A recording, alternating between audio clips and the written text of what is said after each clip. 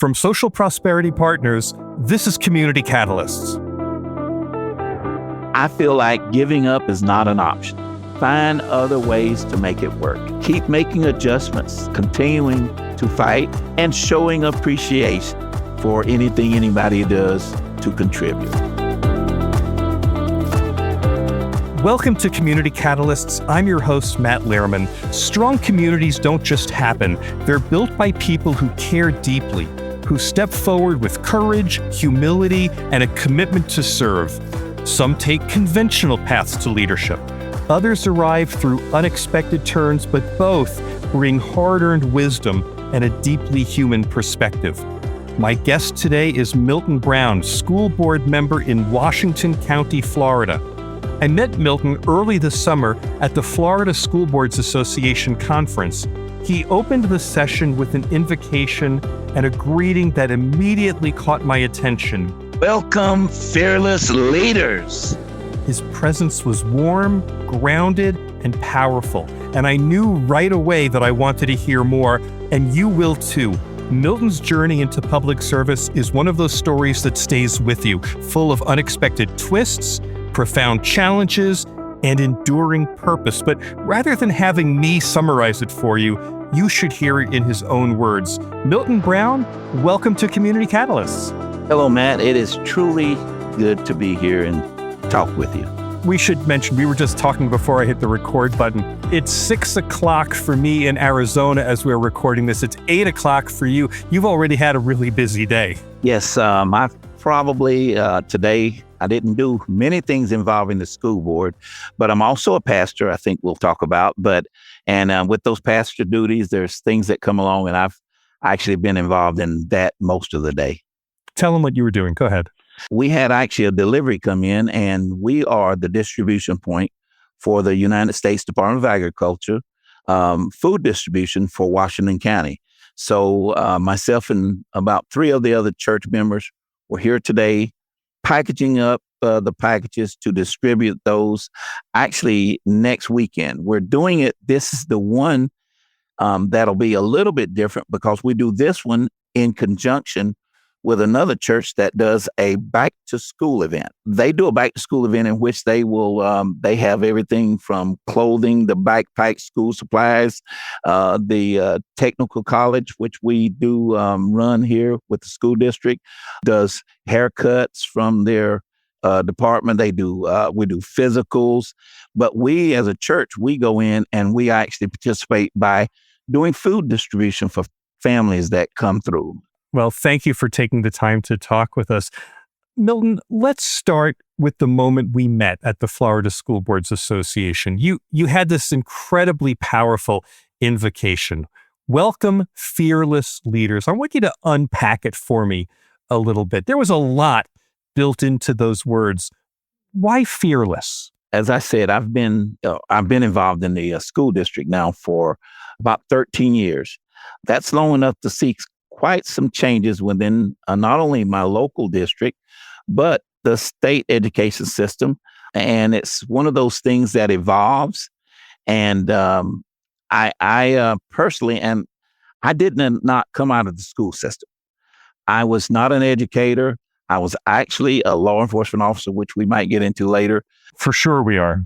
When I got into as a school board member, I found out there was many other people like me. There was actually 2 or 3 other law enforcement officers who were on school board. There was other people who did not come from the education field. And so when I say fearless, I realize that there's those who, like I was, that it takes strength to go in and go into a field that you weren't familiar with, that you weren't a part of, I should say, and still feel like you have something to add and something to contribute that's worthwhile to that field. Plus, with the the different changes all over the nation in education, to continue to stand by the fight that we want to do the right thing, which is to educate students. It doesn't matter what the political arena is and all. We have to stay grounded. We have to stay fearless. And remember that our goal is to give students the education that they need. I love the two sides of the coin because it came through loud and clear at the FSBA meeting, which is It is bring your fearless self to the work that you are doing. And in these times, be fearless about the mission that you have accepted on behalf of public education. That is correct. There's times where we go and I call it the woe me, woe mound. We can all get to where we feeling like, okay, everybody's against us or everything's against us. I've gone through, and I guess everybody kind of references things through a lens of COVID, seem like right now. But I remember it was before spring break and we went out. They said, okay, we'll have an extra week of spring break. And lo and behold, it was a year later before we ever even came back to school. You're talking about changes to go from in-person learning, and many people have discussed this, but from in-person learning to creating something new, and I live in a very rural area, several miles between different communities. And so when you talk about getting different students a laptop, getting them to where you can get them a laptop, but there's no internet service there. And so now you have to say, okay, who can we partner with? What can we do to make one good things that we did was partner with our local library and as far as internet services and all. But you have to say, okay, here's a problem. What are we going to do to solve them? And I'm talking about COVID, but there's many other things that come into play with that also. Being fearless helps on all of that. That is correct. Let's talk about Washington County a little bit. You're in the Panhandle of Florida, right? Yes, I'm in the Panhandle. I'm about halfway between, if you're familiar with Tallahassee, the state capital, and Pensacola, Florida. We're midway between there. We are a small district. We only have about 3,600 students in our school district, 2 high schools, 2 middle schools, and 2 elementary schools. It's a socioeconomic area that's we're over 50% free and reduced lunch. So we do take that into consideration when we, talking about the fearless leader part. There's things that we have to tackle that others don't. One of the things that I realized when I first got elected to the school board was it's as different as night and day from a county such as Orange County or Miami-Dade to Washington County, where they have several hundred schools, and I'm sitting here, but we all have our own problems and our own different things that we have to tackle. So even though they might see it as, it's fairly easy for a smaller school district, well, from my standpoint, it's if I go to the grocery store, I'm going to see somebody who has kids in school and they have no hesitation in approaching you in the grocery store and telling you the problems that's going on in that district. So we all have our different problems. So we have to all, in our own ways, be fearless in the way we approach education. Are you a longtime Washington County resident as well? I am. I went away for a few years, went to college in Alabama, a small college up there, played college basketball for a short while, joined the Florida Highway Patrol, and went down to Tampa, Florida, and stayed there about 3 years. Came back to North Florida, was in Fort Walton Beach, which is Okaloosa County, a county about 2 counties over. And then finally said, okay, parents are getting older. It's time to go home, and have been here ever since for a little over 20-something years. I've been back home. So Milton, before we talk about policy or governance, I want listeners to understand the journey that brought you here. And you've already begun to allude to it. You spent years in law enforcement. You had, I understand, multiple life-threatening events that happened to you. Could you just kind of walk us through the early stages of your career so we know who you are? I guess I'll describe it like this. Officers, we're kind of different as far as officers. And that was one of those things I was called a crap magnet. Basically, officers would say, man, if it's going to happen, it's going to happen to you. And that was everything from strange. One of the situations in which I'm kind of known for was a gentleman who was having some mental problems, driving down the interstate, ramming cars, and actually driving naked. He was driving, ramming cars, and we got up. And of course, I was in a whole nother area, but was able to locate him and find him. And he ran my patrol car as I was trying to get other people out of the way to safety. And I'm known for the headline that was in the local paper of Uh, naked man rams trooper in rear.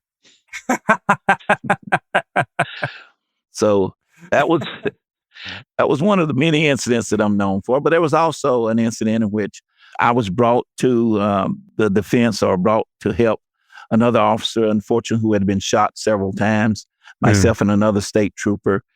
We got there just in time. The other officer was shot about 12 times, but did survive. And we were able to take action and save his life, along with another incident in which there was a burning car. I was supposed to have been in a total different zone in another location, wound up in that location and drove up, and the car was on fire, but I didn't think anybody was in it. It had ran into the rear of a log truck. By that time, a gentleman come up and said, the log truck driver and some other people said, "Officer, we tried to get her out, but we couldn't." And at that time, it went from this very calm, professional demeanor to, okay, call in all the troops, get everybody on the way, get the fire department on the way, get out, see what we can do. And um, I'm definitely a believer, and I believe in God and what He will give you strength for. He gave me the strength to get that car open, which others had tried, and remove the young lady from the car. And she's another story, a phenomenal young lady who sings in different things and nationally. So that was also part of some of the things. And then, of course, I've been the last thing which got me out of law enforcement. I was involved in a serious car crash in which I was behind traffic control. They were redoing the roads. A semi truck driver overdrove, I guess, fell asleep and ran into the back of my patrol car, totally running over it, I guess like you can describe it. And I was life flighted to a local hospital, in which, by the grace of God, I was able to recover and come back. But because of that accident, I did leave the Highway Patrol. I had 26 years with the Highway Patrol, so I was able to retire at that point. During these times, the last few years with the Highway Patrol, I had actually volunteer coached in the high school, volunteer coached in school. I have 4 kids who have played every kind of sport. So me doing sports in college, they kind of, in a small county, you take what you can get in the schools, and helped out there and was able to do that. And then once I retired, I looked at getting on the school board. So that's kind of how I wound up in the school district. What an incredible series of events. Your story has the acceptance of the responsibility of public service kind of baked in early on. And that's what I'm really interested to know, Milton, is where did that come from? Where did that get baked into your DNA? I guess it came from, honestly, my parents. My mom was a stay-at-home mom, but she was also the mom in the community. As far as the kids knew, we can go there. If there was something they needed, we could go to Miss Brown's house. My dad, public service was ingrained. He was a pastor. He actually worked in the timber industry, was his regular job, but as long as I've known him as dad, before he passed away, he was a pastor. And as a pastor, it's one of those things that family realizes very quickly. A lot of times you feel like you're secondary because of not only his congregation, but the community. Pastors have had a long history of when there's things such as social injustice and problems in the community. They are the ones who are looked at as you said, somebody needs to do something. And they always turn to the pastor. So looking at my dad and the way he did that as a pastor and a leader in the community, that I guess is the best way to describe it. That just became natural to me. So now we're ready to jump ahead 4 years. So it's 4 years after you've left the force, after the last crap magnet event there, and you decide to run. Tell us about the election. Well, I had prayers about the election. I can honestly say I never prayed to win. I always prayed that God, if it's for me, put me in it. And I knew that He would. My saying is, no man can stop God from doing what he wants to do, and no man can open a door that he wants to close. So I accepted that if he wanted me in this position, he would put me there. The night of the election, I had found out that I lost by 8 votes. I went into my bedroom, I prayed, and had a peace come over me. I was okay with that. And I felt very good when I said, okay, I'm okay. I've seen some people go through situations and they don't react the way that they should. So when I felt like, okay, I'm okay, it felt good. I got a call from the supervisor of election explaining that, okay, you lost. And she said, and that's it. And then she said there would not be a recount. Well, I'm not one of those pushing, but I kept thinking, if 8 votes doesn't trigger a recount, what would? And so we hung up that night. But they did have some things, and I want to get to this too. They did have provisional ballots in which they had to verify because the person didn't have their ID and different things. They had some of those that they had to go through, and they had said, you can come up here if you want to. I immediately said, I don't want to. My wife looked at me and sternly said, there was a lot of people involved in this more than you. You owe it to them to follow this through. She said, you're going to go. So I said, okay, I will go. So I went that night and we went through the provisional ballots and nothing changed. Nothing. We went home. I went back home, felt comfortable, woke up the next day, received a phone call from the supervisor of elections office and said, we were wrong. There will be a recount. All the ballots will be sent back through I think there was 12 or 13 polling places. Every ballot will be sent back through the exact polling place where they came from, and we will do a recount in 2 days. Well, that was probably the most stressed out 2 days that I'd ever had. We have basically 3 local news stations that cover this area. They, the day of the recount, myself and my brother-in-law were the only 2 that went there at the place for the recount. The news people had said, would you give us an interview after the recount? And I said, yes. I knew I could be a gracious loser. I can tell you, it was a good campaign, hard fought. But so I had pretty much a speech ready for a consolation speech on losing. They did the recount. We went into the supervisor of elections office and she put in the stats into the computer on the walk out of her office with the supervisor of election, the head of the canvassing board, and my opponent on that walk out. And by the way, my opponent, she was the incumbent. So I was going in against the incumbent. On the walk out back to the television cameras, she said, by the way, Milton, you won by 7 votes. That's when I got nervous. That's when I didn't know what to say, what to do. My world changed. We walked back out. The announcement was made. There was quite a bit of commotion in the room. There was a lot of people. That was one of the times I was glad, but it was only me and my brother-in-law there. And as the commotion was going on, the cameras was filming everything. I looked at my brother-in-law. I said, let's sneak out. And I did. I snuck out and did an interview later that day, but I got myself together. But that was the next thing. And so for the next few days, that was the talk of the community. That was the headline, one of the headlines on the news. Not only that there was a recount, but something had happened that really doesn't happen very often. It had been overturned.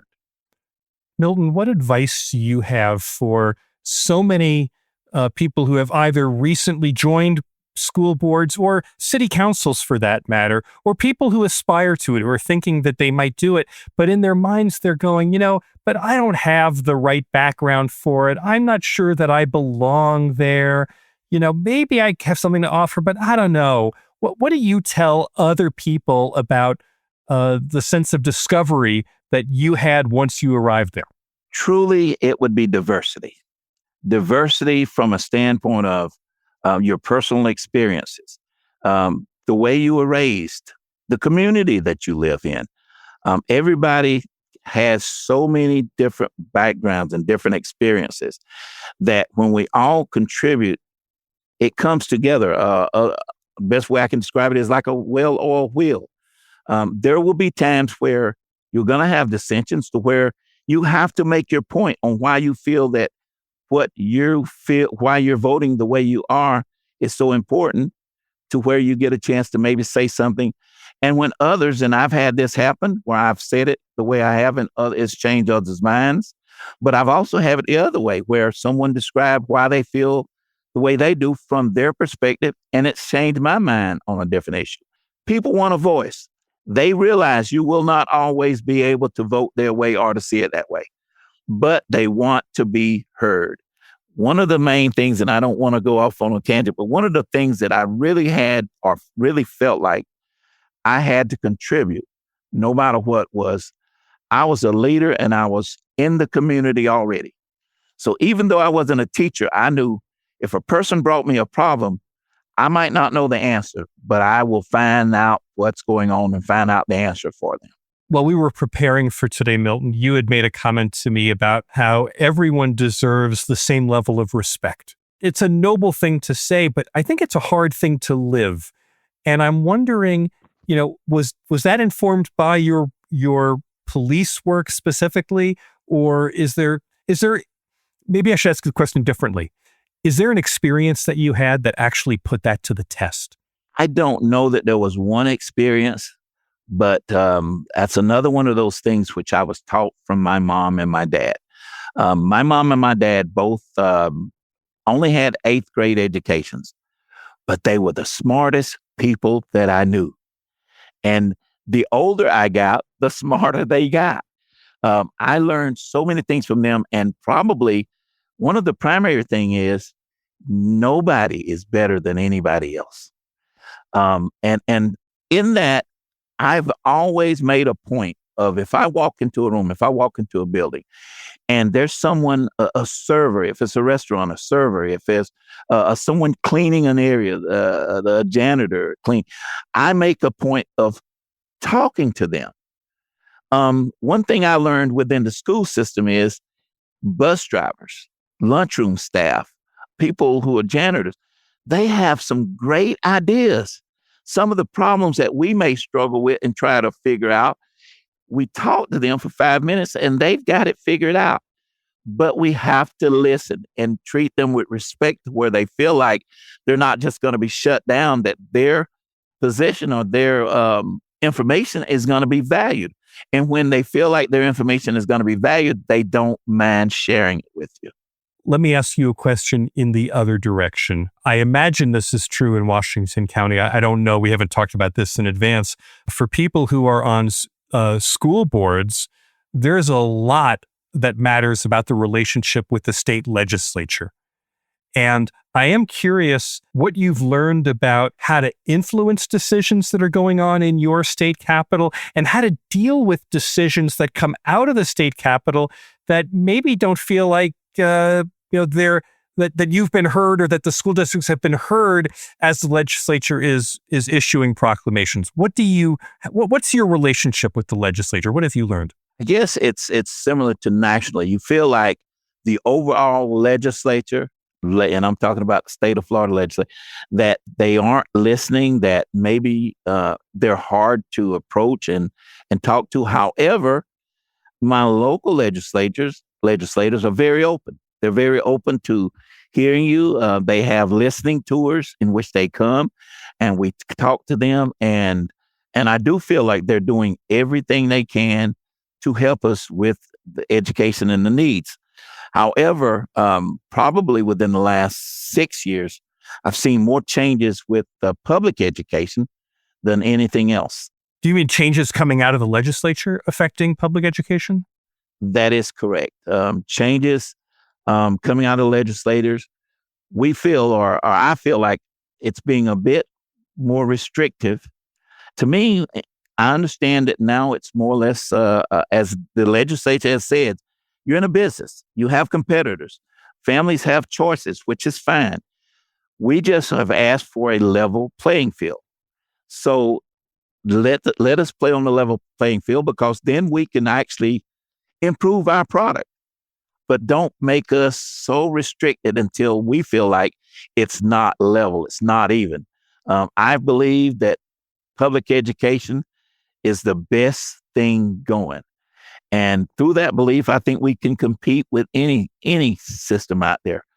But we have to have a level playing field. And that's where lately, as far as trying to influence the legislature and get some of the things that we need done, it's been a bit tough. Like I said, locally, I feel like they're listening real well, but as far as not only statewide, but federally, it's even tougher.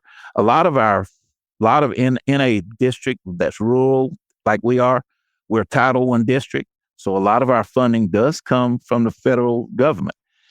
We've had two instances very recently where that money has been held back.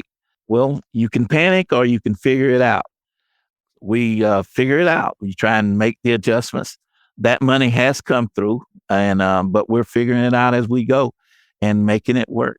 Milton, what do you say to local leaders who feel powerless in moments when the state legislature or the federal government is making wholesale changes to the way public education is funded, the curriculums that are being expected? What do you say to someone in the face of feeling powerless? I feel like giving up is not an option. Find other ways to make it work. Keep making adjustments. Obviously, cuts in finances is a way of life now. It's happening. So you make adjustments. One of the things that I want to give an example is one of the things that happened. We have a local school which doesn't have funding for music. So we had a federal grant which helped us with music. And I feel like it was so important. Music is an important part of the system, even though I can't play any instruments. But I see the value in that. So I've really, personally, when I heard that was being cut, to me, it was devastating. But my next point was I got with the head of the federal funding here, and we started working on that. We started, who can we contact? What businesses, what local businesses can we contact to get this to continue, that they will buy the instruments, that they will, because one of the things this school, this music class did, they went out in the community when they could, played at different events, played during the 4th of July festival, played during other things to show the community the value of that music program. So we immediately went to trying to make adjustments. How can we find funding? How private-public partnerships. Instead of saying, that's it, we're over, don't give up. I would advise any leader, think outside the box. That's something that has worked for us when we're physically constrained, is thinking outside of the box. With a small district, that money seems like a lot, but with a small district, even a little bit of money goes a long way. So a business might say, well, we can only do $500. That goes a long way. They might think it's minor, but it's a lot.